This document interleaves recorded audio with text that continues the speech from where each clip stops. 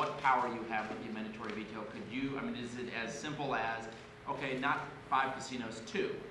Help me understand what you're being told about what you can do. Well, the Illinois Constitution passed by the referendum of the people of Illinois in 1970. It was on December 16th of that year that the people voted, because that was my birthday. That was the first time I got to vote ever in an election. And so I voted to approve that Constitution for the first time ever in our Constitution. Article 4, Section 9 of the Constitution, one I'm sure you're all familiar with, had a provision for the governor to act with respect to vetoing. And believe me, we have, I think, 626 bills that have come our way just in the last few weeks, and I intend to use the power of this office. The governor of Illinois is the supreme executive authority, and I intend to use it in a way that helps the people. I would like to talk about a bill, a bad bill.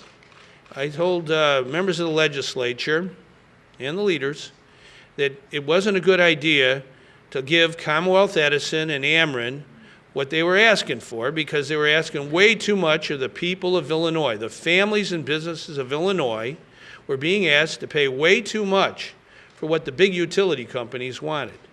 Well, I'm the governor, and that's why we have a governor. I don't care if 4 legislative leaders and some of their members are going to be voting for something that's for the utility companies and harmful to our economic growth and our businesses and our consumers. My job is to stand up for the consumers and businesses. So we're not going to let that bill go through, I guarantee you that. I told the legislature they had to have a comprehensive legislative effort on energy.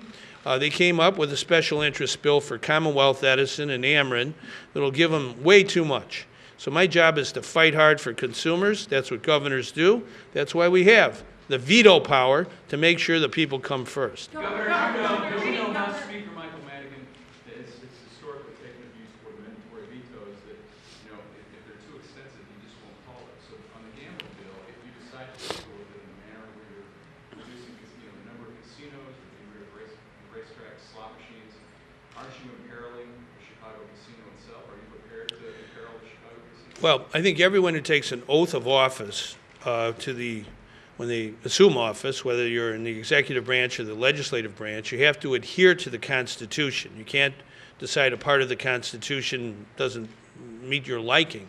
So everyone has to carry out their oath. And the mandatory veto of the governor is in the Constitution. It was upheld by the voters. They voted again in 1974. There were some that wanted to take it out. People said no. So twice now, the people of Illinois have made it crystal clear they want their governor to have, I guess, the robust power of veto. Sometimes you have to use that. If Commonwealth Edison is trying to get a huge special interest bonanza for themselves, governors like me are here to stop them. And if legislators don't do it, I will.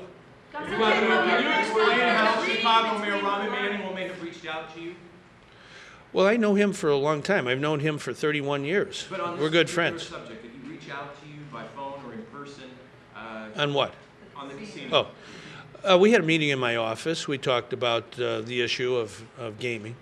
Mm-hmm. What about slots? Where are you specifically on slots at the track? I'm going to look at the entire legislative proposal like you do with everything. And I said I'm going to put it under a microscope. I'm going to look at it, every single line. I think there's 400 pages. My job is to do that. And I want to make sure the people come first, not the insiders. Do